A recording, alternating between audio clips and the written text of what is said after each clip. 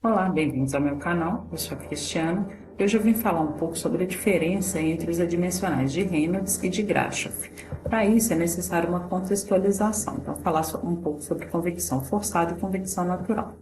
A gente sabe que a convecção é a transferência de calor que existe entre uma superfície e um fluido em movimento se existe uma diferença de temperatura entre eles. Bom, então é necessário o movimento de um fluido, só que esse movimento ele pode ser gerado induzido por um ventilador ou uma bomba, então resultado da movimentação de um sólido através de um fluido. Então, quando o escoamento ele é gerado por um desses meios, a gente fala que a convecção é chamada de convecção forçada. Quando a convecção ocorre, quando o movimento ocorre, quando uma força de corpo sobre um fluido no qual existem gradientes de densidade, a gente fala que a convecção é natural ou livre. Quando que isso aconteceria?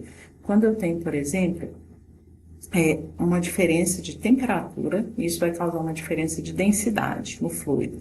Então, o fluido aquecido, ele fica mais leve, menor densidade, e ele se movimenta, ele sobe, o ar quente sobe. Então, o fluido menos denso gera um movimento para cima.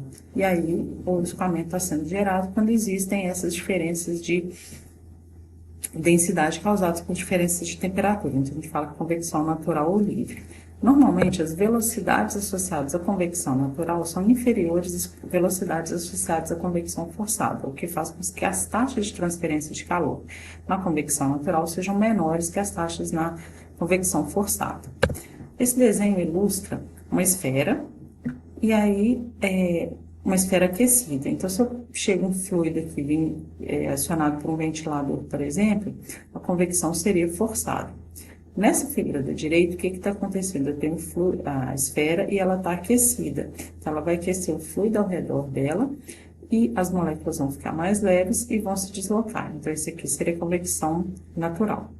Bom, o número de Grashof, ele é representado por essa equação aqui, G, gravidade, beta, Ts menos T infinito, L3, dividido pela viscosidade cinemática ao quadrado. O número de Grashof desempenha na convecção natural o mesmo papel que o número de Reynolds desempenha na convecção forçada. Qualquer adimensional pode ser interpretado como uma razão entre forças de diferentes naturezas.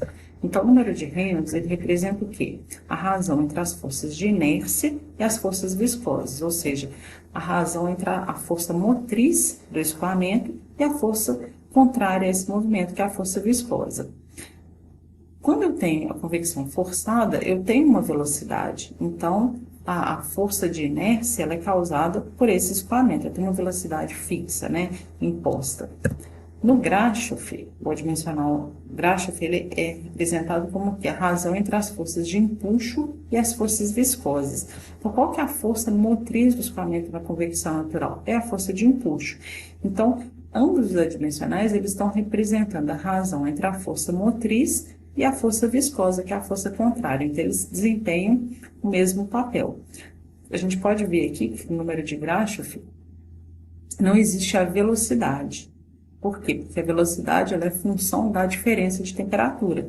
E essa sim está representada aqui. Bom, e dada esse mesmo papel que eles representam, né? A gente pode ver que na convecção forçada, o número de Nusselt é uma função do número de Reynolds e do número de Prandtl. E na convecção natural, o número de Nusselt vai ser uma função do número de Grashof e do número de Prandtl.